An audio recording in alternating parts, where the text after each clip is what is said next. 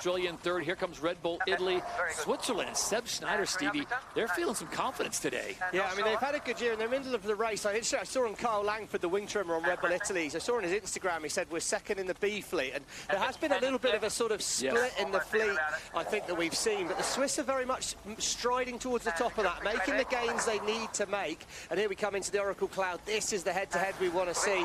We see there the Kiwis. They're going fast and their average speed is highest, but they're not quite tactically putting it together. I think that the Spanish at the moment, look, they found a little rotation in the wind. They're sailing nearly directly up these ladder lines, whereas New Zealand are not making a lot of progress towards the next gate. So big gain, and it's a tactical gain by the Spanish right there. And there you see the race to the final on the left-hand side right now. As it stands, you'd have Australia, you'd have Spain, and you'd have Canada in, with France just missing out. So expect the French, Hannah, to start pushing it, maybe taking some more chances? Yeah, I think they're going to need to. I mean, Canada are back in 11th at the moment, but for the French, if they can just pick up a few more points in this race, that will make a better case for them making the final. Big problem for them, Todd, Spain being out in the lead. They're their closest rivals, the Spanish, at the moment, but not at the moment because Spain are just heading off down the road. Australia well set at the moment in the race to the final. They're in good shape, but Spain would be leading the overall standings at the moment. And again, New Zealand, well, they've got to get a good result here. They've got to take it on. The Rolex chasing time, they're within 2 seconds, but for me, it's a bigger lead to the Spanish than that. So here comes the maneuver, almost in sync with the black foils behind them. It is Spain out in front, New Zealand sitting in second, top of your screen. That is Australia coming in as well, with the Swiss sitting in fourth. This is gate number 3, the top of the course, as they'll spin it around. This is like 3 of 6, so halfway through this race. Remember, we still have one more fleet race to go before we cut the field to only the top 3.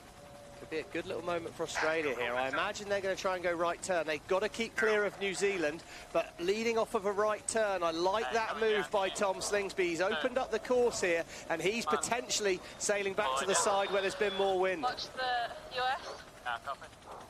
Constant communication on board the boat. Speaking of communication, we want to communicate once again with Lisa Darmanin, who's down in the water. Lisa, we're starting to see the fog kind of creep in on that top end of the course. Is that going to affect the conditions at all? Yeah, I mean, the fog has generally brought the wind in, and it has just increased. So, you know, France just rounding the mark. They're in a really beautiful path. I actually think Spain might get the advantage here over Australia heading towards that shoreline. There it is, Spain on the top of your screen.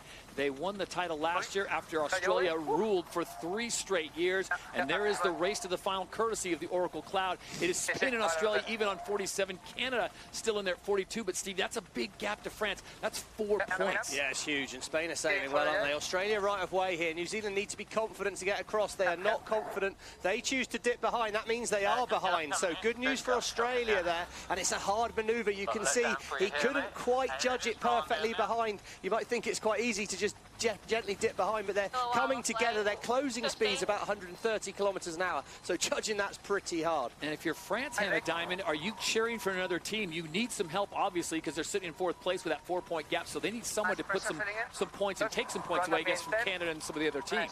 Well, in the position they're in at the moment, all they can do is try and climb the leaderboard. They're going to gain 6 points from the Canadians if the results stay like this, so that very well could happen in the next race. On board with France as they currently sit in 5th place.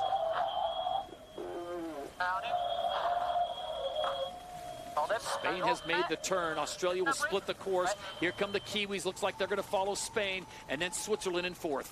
Yeah, the Swiss have sailed a nice job here, and we see in this race to the final, as we say, it's really all about the battle between Canada and France at the moment. Canada can't do any worse than they are in this race, so it's going to come down to a bit of a showdown in the next race for sure, and France are starting to have to hope for mistakes from some of the other teams. And right now, the Australians and the Spanish, well, we saw this in the championship final, the grand final at the end of last year. It looked like this in a battle for 2 million. Are they going to go head-to-head in the grand final here as well? What would be interesting, Stevie and Hannah, is if Spain gets into that final and wins, that would give us 5 different winners in 5 events. So the parity is certainly on in Season 5 for Sail GP. Yeah, there's just a lot of excellence out on that race course, isn't there? A lot of people, it's a much more open course, isn't it, Hannah? But it seems like it's not bad to do a right turn at the bottom and then get away from that San Francisco shore as soon as you can. Yeah, I think you take the right turn at the bottom if it allows you to come offshore, further away from that San Francisco shoreline, further up the course. That seems like a bigger priority for the teams. Yeah, so good news for where New Zealand are heading in a minute here, Todd. I wouldn't be surprised to see potentially a little gain, although they're probably not going to be able to get to the top mark without doing another 3 manoeuvres, which does then put an advantage back. Every time you manoeuvre, you're going to lose distance. On board with the Swiss. Bye. What do you want, Arno? Just press a touch. Left incoming. Look at the different boat speeds here, Todd. Bottom of our screen, New Zealand, well, they're just turning, but they were at 55, 56. Australia have taken a long time to re-accelerate in the lighter wind near the shore there, as we see the Spanish are going all the way into the shoreline. They're nearly at the ley line, but they're going to have to do 2 more manoeuvres. Australia, if they can get to this yellow line at the bottom of our screen, that's the ley line. That's where, in theory, you should be able to sail parallel to that, make it to the top mark. Could be one last manoeuvre for Australia. Could be a chance to put a last-minute overtake on Diego Bortinen team. This is the penultimate leg of race number 6, the second race of the day on Super Sunday from San Francisco. Look at that view as Spain comes in trying to protect their position. And there you see the Rolex chasing time between France and New Zealand. Why do we show you that? Because France is currently in 4th place and they are trying to pick up as many valuable points as possible. Yeah, they've gained 1 up here, haven't they? But it looks pretty well set for the Spanish. New Zealand, well, can they get across in front of France? France desperately need points. I see the mark. Yeah, this is going to be really crucial for France because at the moment Canada aren't picking up any points from this race at all, so they need to be up in 3rd or 4th to give them the best chance of making the final. So Spain makes the turn on the final mark, and it is straight to the finish line for them. It looks like Australia will have to settle for 2nd place as Tom Slingsby unable to reel in Diego Bortinen, and those are the 2 champions in the 4 seasons contested so far in SailGP, and the Emirates winning moment goes the way of the Spanish here in San Francisco in race 6. France are potentially going to be back behind the Swiss here. They've got the right of way, but Switzerland done a great job of coming wide. Let the French in. Now drop the hammer. Pull the accelerator and push. Whoa. Beautiful work by Seb Schneider. They set that up well and executed it brilliantly, but that's not good news for the French. Another place dropped. That's going to leave them quite well behind the Canadians as it stands. And can Canada gain any more points on this final upwind leg for them? France with that new markings on the wing, with Kylian Mbappe being part of that team. The good folks at L'Oreal also joining the party. It'll be Red Bull Italy coming in 6th place. Rogero Tita and his squad doing a great job. And Emirates GBR, nice bounce back for them as they've had a couple disastrous races. They will finish in 7th. Yeah, tight there. Brazil have got to give room to the United States. The United States execute a great manoeuvre on the inside of Brazil, but Canada has gained a place. That's a point. That's going to give them something in this race. They would have had no points. They've got a point, so they are going to move a little further. They'll be 5 points ahead of the French going into the final race in qualifying here. That can turn out to be a huge situation as the Americans come through. Good race for Taylor Canfield and company as they finish in 8th place. The Brazilians grab 9th, and the final points going to North Star Canada, with Germany Deutsche Bank being kept out of the points. Let's go H1 on port, get the chase here to have a look at that foil. Oh, so then maybe they've clipped something out there. If they're not sure of what's happening, there's, you know, potential little bits of chippage on the foil. All right, let's take a look at some standings. We're all even at the top with Spain and Australia, even on 47 points. North Star Canada picks up that valuable point, so now they are 5 points clear of France with just 1 more race to go. Switzerland just on the outside looking in with New Zealand, Red Bull Italy, and of course Emirates GBR. Tough weekend from Mubadala Brazil, Germany Deutsche Bank, and the United States down there with just 8 points. So all attention now turns to race number 7, the final race before the final. Before we get to that, the flight time courtesy of Emirates, and once again, how about the Kiwis bouncing back nicely, Stevie? They haven't had their name called a lot this weekend, but getting 100% flight time, that is a big plus. Yeah, it's been a tricky weekend for them so far, but getting confidence. So we have reached the 7th and final fleet race. After that, only the top 3 teams will race out on the Pacific in San Francisco in front of a sold-out crowd. It is Super Sunday at the Oracle San Francisco Sail Grand Prix, the Rolex Sail GP Championship.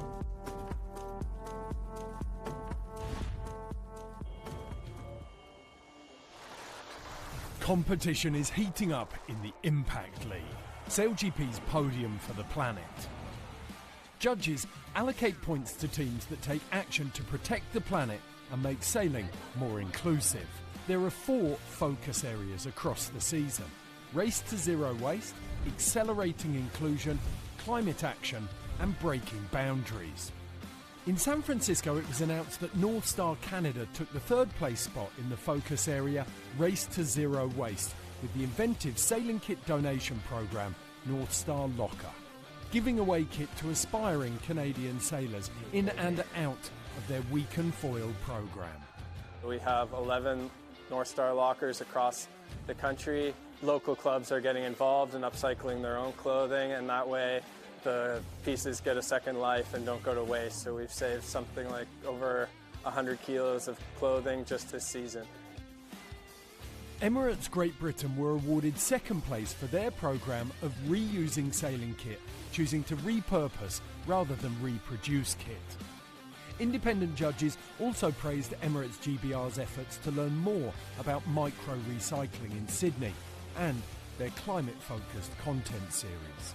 It's absolutely incredible what they do here at Vanish, and to see the level of detail and what you can create when you've got to do it properly is really sustainable in the future.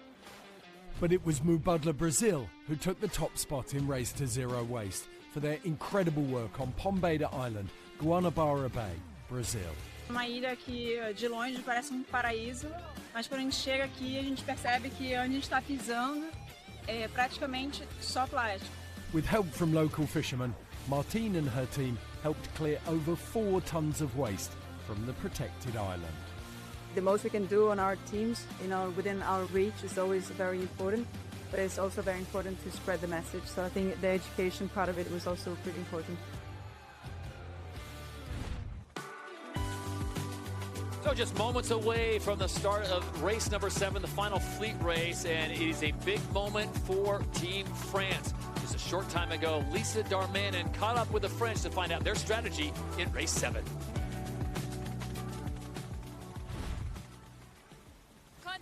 It's all full on here, fighting for every point. How is it?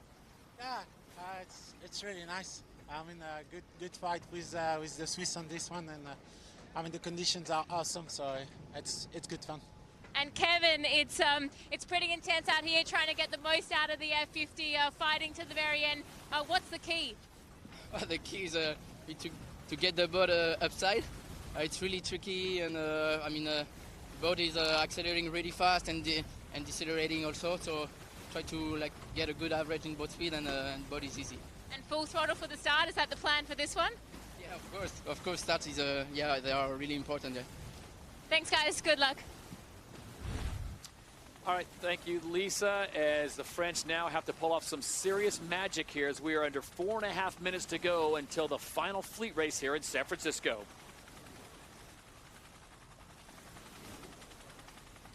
Well, SailGP is constantly innovating and pushing technology to the edge, and this season the new light air T-foils will be rolled out to the 12-boat fleet, keeping the action going even in lighter wind conditions.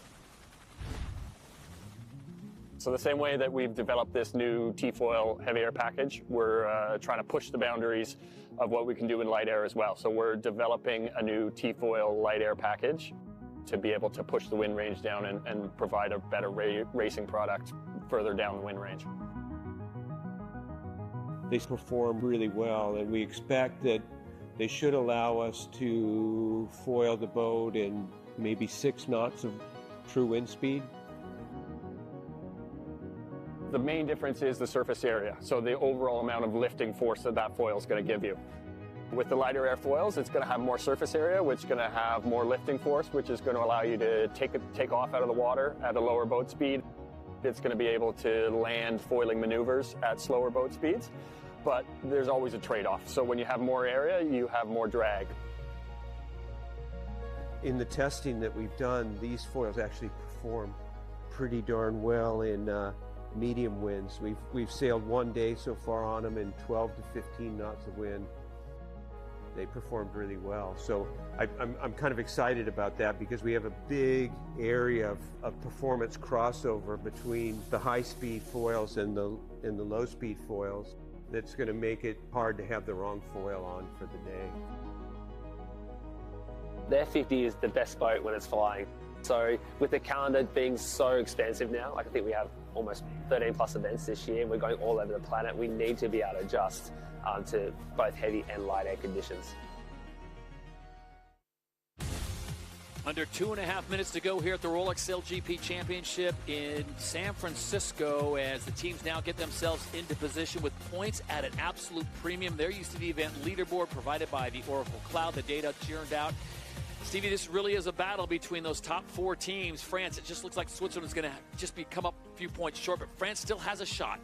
France still got a shot. I mean, mathematically, actually, New Zealand have a shot, but New Zealand need Canada to be last, and Switzerland. We've got to remember as well, when we get to this, if there is a tiebreaker, it'll be whoever beats whoever in the last race. I think that's something quite important to hold on to through this next phase. But yeah, really it's Canada v France. But what I think I'm seeing out of the race course today, Hannah, and I don't know if you'll agree or not, but is any of the teams, if they get out in front, are good enough to win the race. So it is going to come down to having the bravery, the execution, and the commitment to a good start.